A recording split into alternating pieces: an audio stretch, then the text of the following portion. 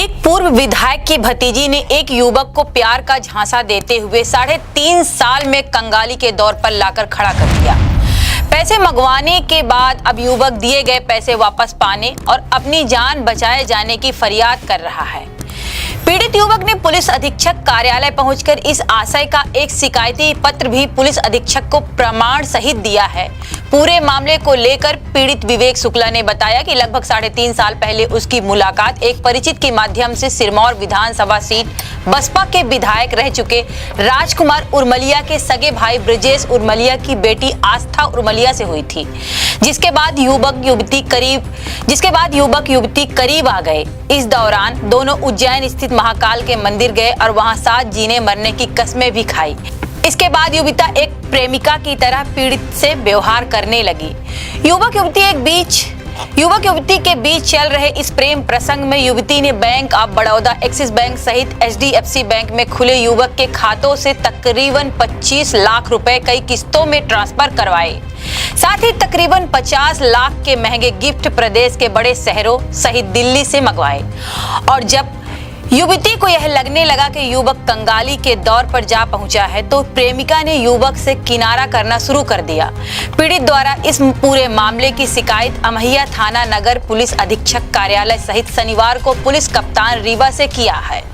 पीड़ित प्रेमी का आरोप है कि पूर्व विधायक के भाई द्वारा उसे जान से मारने की धमकी दी जा रही है, जिसकी उसने ऑडियो रिकॉर्डिंग भी पुलिस को सौंपी है। जबकि पूरे मामले को लेकर पुलिस कप्तान विवेक सिंह 50 लाख रुपए से ऊपर के लेनदेन की बात स्वीकार करते हुए कहा है, इस तरह का पहला मामला उनके संज्ञान में आया है।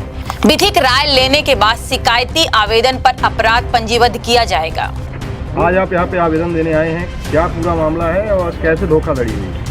मेरा नाम विवेक है।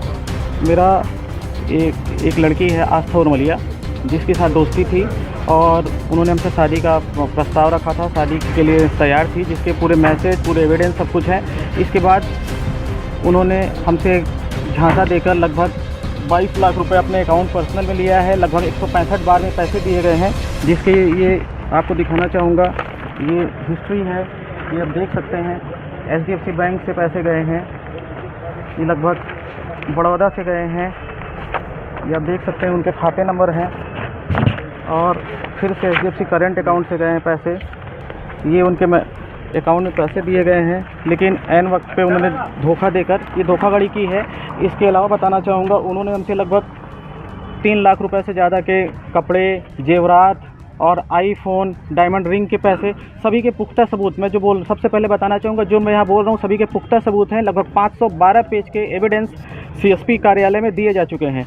इसकी प्राथमिकता जो है दर्ज हमने करवाई थी अमहिया थाने में, जिसकी बाइट भी शिवा अग्रवाल सर की है। उन्होंने बोला था कि पुख्ता सबूत के बाद इसमें कार्यवाही होगी, अभी तक कार्यवाही नहीं हुई है। एक मंत्री हैं या नेता हैं, उनके PA में पूरी जी जान लगा चुके हैं कि इसमें कोई कार्यवाही या FIR न हो। पूरे सबूत हैं। इसमें मैं बताना चाहूँगा कि लगभग जितने पैसे, जितनी शॉपिंग की गई है, हमारे पास स्कैनर आते थे, लिंक आते थे कि इसमें पेमेंट करिए, इसमें पेमेंट करिए। उसकी पेमेंट की गई है, उसके मैसेज की डिटेल, चैटिंग की डिटेल, 2021 से जो चैटिंग की डिटेल है पूरी हमने सुपुर्द कर दिया है सारे एविडेंस के साथ। आपकी जान पहचान कैसे हुई? आपने इतने सारे पैसे ट्रांसफ़र क्यों कर दिए उनके खाते में? कुछ तो रहा होगा। बिल्कुल, जान पहचान किसी के माध्यम से हुई थी, उसकी डिटेल हमने यहाँ दे दी है कार्यालय में। और बताना चाहूँगा SP कार्यालय, एडिशनल SP, CSP और ये जो मैं आज आपके सामने बोल रहा हूँ, इसके लिए कल रात को हमने एक आवेदन दिया है SP सर के यहाँ, जिसमें सील लगा हुआ है। इसमें हमने लिखा है कल प्रेस कॉन्फ्रेंस करके मैं सारी चीज़ें सार्वजनिक करना चाहता हूँ। और इन सभी के जो सारे प्रूफ हैं, कैसे क्या हुआ, कितना हमने पेमेंट दिया, किस ऐप में दिया, कैसे क्या दिया, और सभी की एक कॉपी आपको तुरंत यहीं पर दे दी जाएंगी। शादी की बात चल रही थी, शादी का झांसा दिया, क्या थोड़ा उस घटनाक्रम के बारे में बताइए ना। जी, उन्होंने झांसा दिया था, उसके SMS हमारे पास पड़े हुए हैं, लेकिन अब उन्होंने क्या किया मुझे नहीं पता। लेकिन हमारे जो पैसे डूबे हैं, लगभग 80 लाख रुपए के हमारे पास सबूत हैं। ये 512 पेज का भी मैं दे चुका हूँ, 239 पेज के सबूत अभी और रखे हुए हैं। जांच में सारे सबूत सही भी पाए गए हैं, कार्यवाही का दिलासा भी दिया गया, लेकिन एक दिन जो है यहाँ पर टाला जा रहा है। कितने सालों से जानते हैं आप हमको? 2021 अगस्त से।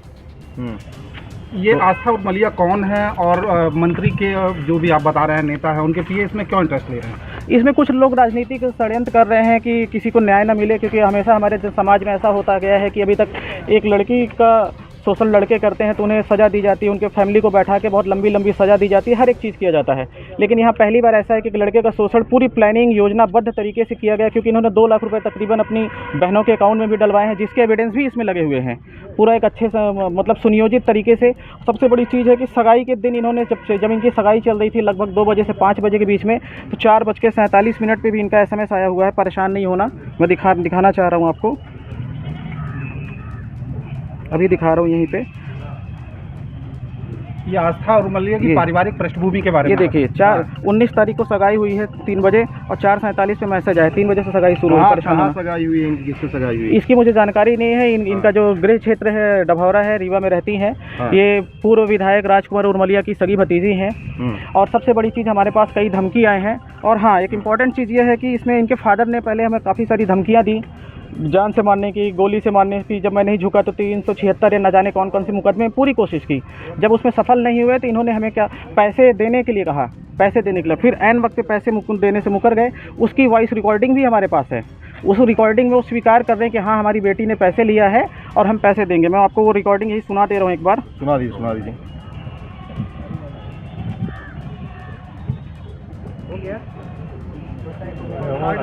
चल रहा।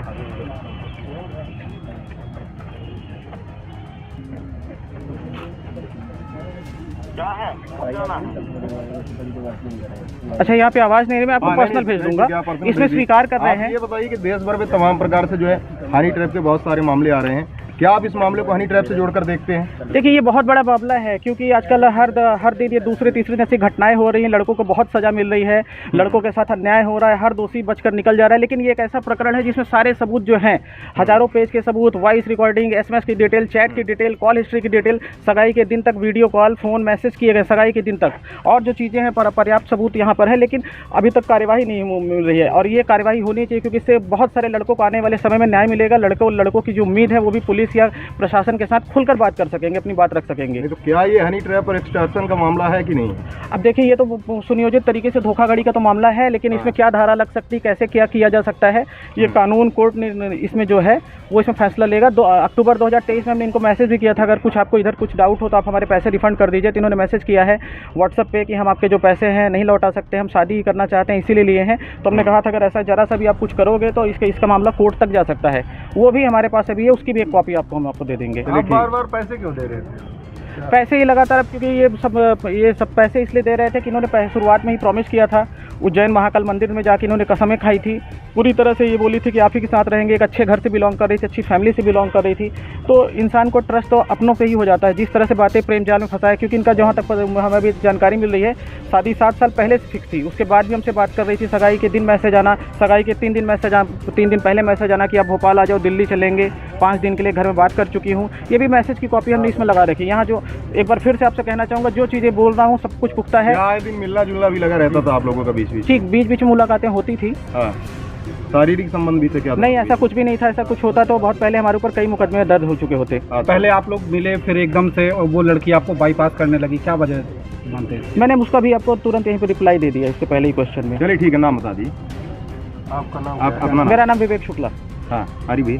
सर, एक मामला आया है एक्सटॉर्शन का, जहां धोखाधड़ी भी की गई है, क्या पूरा मामला है?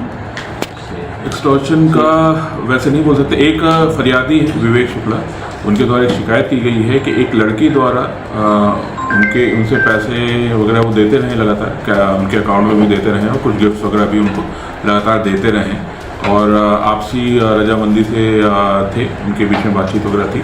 और अब उस लड़की की शादी कहीं और हो रही है, तो ये करीब इन्होंने इसमें करीब कई लाख रुपए ट्रांजैक्शन पैसे भी दिए हैं और कुछ लाखों के गिफ्ट्स भी इन्होंने इनको दिए हैं, तो करीब 50 लाख के ऊपर वो अमाउंट आ रहा है। तो ऐसा उन्होंने पूरा प्रूफ दिया है हम लोग को, और अपना कथन और वक्तव्य भी उसमें दिया है। अभी इसमें हमको जो दूसरा पक्ष है उसका भी कथन लेना है, और इसमें विधिक राय की बहुत आवश्यकता है, क्योंकि इस तरह का ये केस कहीं पे हमारी जानकारी में नहीं है कि इस तरह का कोई केस हुआ है। तो उसमें विधिक राय कि क्या इसमें कोई वैधानिक प्रोविजंस होंगे जिसमें इसमें कुछ हम FIR वगैरह या कोई वैधानिक कार्रवाई कर सकते हैं, उसको देखते हुए विधिक राय के अनुसार इसमें आगे उनकी कार्रवाई की जाएगी। सर, फरियादी का कहना है कि कई बार थाने के चक्कर लगाए, लेकिन संबंधित थाना प्रभारी द्वारा जो है FIR नहीं दर्ज की गई। जैसा मैं बोला कि ये इस तरह के कोई ऐसा हमारे पास केस पहले नहीं आया है और विधिक राय इम्पोर्टेंट है, ना ही हमारे पास कोई ऐसी एफआईआर पहले की है, क्योंकि कई सारी चीज़ होती हैं वो क्लियर कट धाराओं में उल्लिखित होती है कि इस तरह का होगा तो हम 420 मानेंगे, इस तरह का होगा तो हम 376 मानेंगे। तो जो ये केस है या शादी का झांसा मानेंगे, उसमें भी जब किसी महिला या बच्ची की तरफ से हमारे पास आता है तो उसमें भी एक डेफिनेशन होती है उस चीज़ की। अब इसको धोखाधड़ी की श्रेणी में माना जाएगा कि नहीं माना जाएगा, वो पूरी हमको विधिक राय के अनुसार ही और जो कथन अनुसार है उसके आधार पर हम उसको निर्णय ले पाएंगे उसमें।